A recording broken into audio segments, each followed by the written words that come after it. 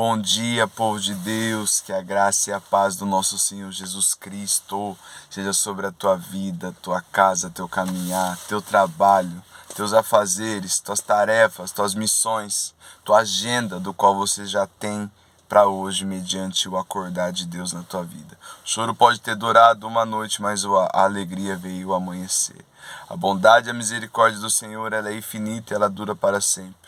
E é a causa de não sermos consumidos, porque ela se renova em cada manhã. Cada manhã que você se dá conta que está de pé, reconheça que alguém te colocou de pé.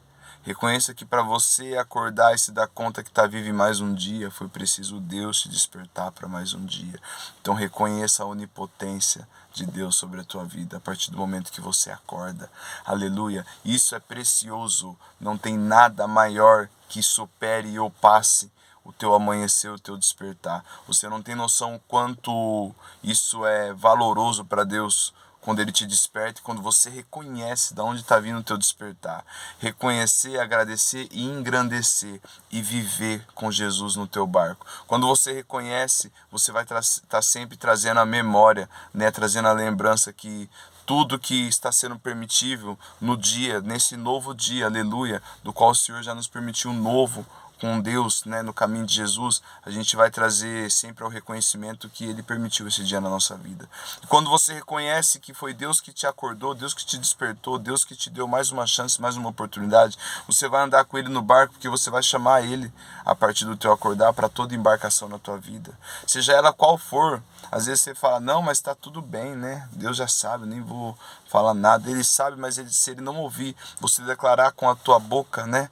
E crendo no teu coração que Ele é contigo, que Ele vai com você nisso, que Ele está com você nisso, naquilo, que Ele está envolvido nisso, naquilo, você tem que declarar e tem que chamar a presença dEle. Senão seria muito fácil, né? Todo mundo falar Deus sabe todas as coisas, e muita gente fala Deus sabe todas as coisas e acaba não tendo um diálogo, uma comunhão, uma oratória, uma relação íntima com Deus por falar que Deus sabe de todas as coisas. Tá falando coisa que realmente Ele é, Ele faz e Ele sabe, verdade. Mas para você ter uma intimidade com Deus, para chamar Ele todos os dias para a tua embarcação, no teu dia, no teu amanhecer, para que seu dia seja direcionado, não perturbado, para que seu dia seja guiado pelo Espírito Santo de Deus e não pelo seu eu, você tem que declarar Ele para a tua vida. No primeiro momento, na primeira hora que você acorda, reconhecer quem te acordou, é o mínimo que uma vida que está aqui, que foi posta, colocada para mais um dia, para viver mais um dia, mais um milagre. Amém? Às vezes pessoas ficam procurando grandes coisas nisso, naquilo e esquece que ela acordou. Né? Às vezes as pessoas acordam tão atribuladas, né, para fazer isso, aquilo, que eu tenho que estar lá tal hora, tenho que bater isso, tenho que bater aquilo, tal, e esquece quem está permitindo ela fazer tudo isso. Então são coisas simples, porém profundas, se forem reconhecidas. Aleluia. São coisas que muitos ainda não se atentaram e não entendem o porquê de algumas coisas estar alvoroçada, fora do lugar, não se encaixando, né? Falta o reconhecimento da criatura no Criador. Aleluia. Falta o reconhecimento no grande eu sou. Falta o reconhecimento de você ver que você não é dono de você mesmo. Você tem proprietário, você tem dono. Alguém pagou a tua dívida, aleluia. E esse alguém se chama Senhor e Salvador Jesus Cristo. O próprio Deus enviou Cristo para pagar a nossa dívida, do qual em nenhum momento conseguiríamos passar ou suportar tudo que Cristo passou na cruz do Calvário por mim e por você.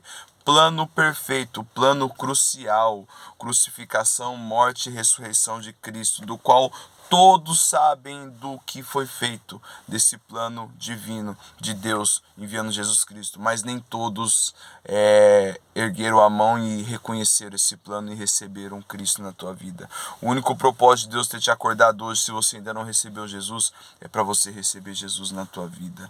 E não esqueça que não é sobre Deus preocupado em você não ter recebido, né? É o contrário, quem precisa de Deus é nós, quem clama ao Senhor é nós. A nossa busca no Senhor em oração, em comunhão, para caminhar aqui na terra, direção, Deus me ajuda, me move nisso, me dá uma resposta nisso, é sobre nós dependente nele, não ele dependente de nós. A parte do Senhor foi feito, aleluia, está consumado. O próprio Deus falou quando João Batista batizou Jesus, está consumado, esse é meu filho em quem eu me comprazo. Ouviu. Então já está tudo certo da parte do céu aqui na terra. Mas para tomarmos posse temos que viver o céu na terra. Aleluia. Como que eu vivo o céu na terra? No caminho de Jesus. Renunciando. Amém? Deus seja louvado e abençoe essa quarta-feira na tua vida. Que você possa abrir os olhos além do natural e enxergar o espiritual, mais além, né? Em coisas que você não está vendo, né, palpáveis, nem invisíveis, mas que você possa crer que no nome de Jesus tem jeito, tem solução e há poder para todo tipo de situação. O próprio Cristo diz que por um acaso há algo que eu não possa fazer, há alguma coisa difícil para mim, lá em Números. Aí ele vem e testifica mais ainda. Deus não é homem para que minta e nem filho do homem para que se arrependa.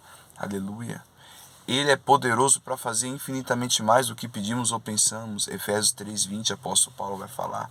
Então, se não reconhecemos a grandeza do Deus vivo, que vive e reina para sempre, é ontem, hoje e eternamente, não tem como tomarmos posse, né, nesse novo de Deus. Vamos ficar derrapando, vamos ficar remando e continuar no mesmo lugar. Ciclos repetitivos que às vezes você vem vivendo ano após ano. Aleluia. Então que possa ser um destrava, possa ser uma chave virando aí em nome de Jesus, a partir dessa palavra que o Senhor está colocando aqui no meu espírito, para nós estar aqui partilhando, testificando, para nos edificar. Aleluia, a palavra de Deus nos edifica, né? Dependendo da posição que você estiver, às vezes ela vai vir tão forte que vai ser como um canhão, batendo, você vai às vezes até cair por terra, vai ser tão pesada, tão forte, porque não tem coisas que está batendo aí da parte do Senhor. Então vai ser preciso algumas áreas ser confrontada e vai ser como às vezes um tiro de canhão. Porém, você vai cair de um jeito e vai levantar de outro, aleluia. Lembra o apóstolo Paulo no caminho, né, de Damasco? Respirando ainda ar de morte que ele tinha lá, acabado de sair da morte de Estevão, de perseguições de outros mártires ali do caminho de Jesus, e ele indo para outra situação, para matar mais pessoas, perseguir mais pessoas, e encontrou Cristo, e aleluia. E a palavra do Senhor diz que ele cai por terra, amém, quando tem um encontro com Jesus. Saulo, Saulo, por que me persegue? Tem muitos perseguidores de Cristo, perseguindo vidas que estão pregando o evangelho de Jesus, para salvar vidas em nome de Jesus, para Deus usando pessoas, para que pessoas sejam salvas no nome de Jesus, né, no quesito da preocupação com a vida depois daqui, porque o intuito de Deus é salvar a nossa vida depois daqui, receber nós do céu. O intuito de Deus não é você se encher de coisas materiais, mas sim de coisas espirituais. Aleluia. Como que eu faço isso, irmão? Buscando dependência em Cristo. Tirando o teu eu, o teu orgulho, o teu jeito. Coisas que você vai ter que deslargar. Deslargar. O que você se apegou, vai ter que desapegar. Eis que o machado está posto. A raiz tem que cortar lá pela raiz, para não nascer mais. Você imagina uma árvore grande, já enraizada, de 20, 30, 40 ou 50 anos.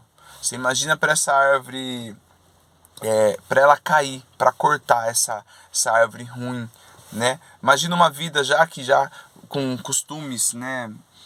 Usos e costumes, né, de práticas religiosas ou não religiosas. Imagina para essa vida ela viver uma vida em Cristo. Não tem como você cortar uma raizinha e ficar com as outras. Não tem como pegar ali e cortar um raminho. Não, tem que bater lá na raiz para cair por terra tudo. Aleluia. Assim é a nossa vida. Quando a gente vem para Jesus, amém, ele vai querer bater o machado lá na raiz para cortar toda a raiz de amargura, todo o mal, para que ele possa operar por inteiro, para que vinho novo caia em odre novo.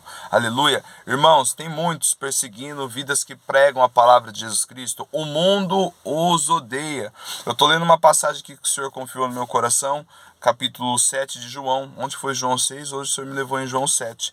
Quando está para acontecer a festa dos tabernáculos, uma festa judaica que Eles comemoram durante 7 dias sobre a colheita, sobre a libertação daquele povo no Egito. Enfim, é uma festa que dura 7 dias, Shavuot, né? Algo assim, enfim. E os irmãos de Jesus falam que é para Jesus ir lá apresentar os milagres. No capítulo 7, a partir do 4, ele fala assim: ninguém que procure ser conhecido em público faz coisas em oculto. Os irmãos de Jesus estavam desacreditando de Jesus. Fora as outras passagens que eles desonram Jesus, né? Esse não é filho de José? Esse não é o que cresceu aqui como carpinteiro? Jesus fala: não há honra para o seu profeta a não ser na sua casa. Aleluia. A palavra fala que ali ele não pôde fazer muitos milagres. Então, onde há incredulidade, não há espaço para o milagre. Isso não é da parte de Deus. Aleluia. Deus está ali disposto a derramar sobre nós bênçãos poderosas que envolvem milagre, que envolve libertação, que envolve cura. Mas se não tiver a fé verdadeira, a fé vivida e vivificada em Cristo Jesus, né? Se a incredulidade operar ali, se um coração não crer, ele não vai fazer. Não tem como, né, um milagre operar onde há incredulidade. Aleluia. Então que você possa ser mais crente. Crer que Deus pode fazer. Aleluia. Lembra Jesus falando com o pai daquele jovem lunático no Evangelho de Mateus, de Lucas, de João e de Marcos, né? Os 4 evangelhos narram Jesus, mas cada um de uma forma diferente, cada um narrando Cristo de uma forma diferente, mas o intuito é narrar o Senhor dos Senhores, Rei dos Reis, Jesus Cristo. Jesus fala: se tu podes, então crê. Tudo é possível ao que credes. E aquele pai fala: eu creio, mas me ajude com a minha incredulidade. Eu creio, né? Diz que ele desbravou. Eu creio, mas me ajude com a minha incredulidade. Depois fala que Jesus expulsou aquele demônio que deixava aquele jovem louco que pegava a panela com água quente, se queimava, enfim. Então ele cria, mas tinha uma luta com a incredulidade. Tem gente que crê, mas tem algumas dúvidas da parte do Senhor na vida dela. Tem gente que fala que crê, mas não acredita no chamado do qual o Senhor confiou e ainda não levantou a mão e não está vivendo o que Deus já falou para essa pessoa, para essa vida. Né? Creia, nada que vem sobre nós não é da parte daqui da terra, é da parte de Deus. Tudo que chegar até nós, né, que Deus vai usar pessoas, ministros deles aqui, né? Deus trabalha com pessoas, aleluia. Deus trabalha com gente, com vidas que Ele mesmo criou, amém. Não vai vir um anjo em forma teofânica, né, que fala, aparecer. Eu creio que Deus, que Ele quiser, Ele faz, né? Quantos testemunhos tem de vidas que atenderam pessoas que bateram na porta. Eu tenho algo parecido com isso, né? Mas, enfim, eu não vou me apegar a isso, amém? Eu não vou esperar isso para poder viver o que Deus está fazendo na nossa vida. Deus quer que você se destrave, viva uma vida em Cristo Jesus. Aleluia, aqui no chamado do qual Ele já te confiou, amém? E os próprios irmãos de Jesus falam: não é você faz tudo isso porque você fica fazendo em oculto. Não é que ele fazia em oculto, ele fazia onde tinha que fazer, amém? Mas os irmãos de Jesus queriam que ele fizesse nessa festa, e Jesus falou: não é a minha hora, né? No versículo 5 de João 7, pois até os irmãos de Jesus não criam nele. Disse-lhe Jesus: o meu tempo ainda não chegou, o vosso, porém, sempre está pronto. Vocês aqui, vocês estão sempre prontos. O mundo não vos pode odiar, Jesus falando. O mundo não vos pode odiar, mas me odeia Jesus, porque dele testifico as suas obras más. Porque dele testifico as suas obras más. Jesus está falando assim: vocês podem ir, o mundo não vão odiar. Vocês estão aí no mesmo nível, mesmo grau. Aleluia. Mas o mundo me odeia, porque dele testifico as suas obras más. As obras más do mundo, quando é pregada.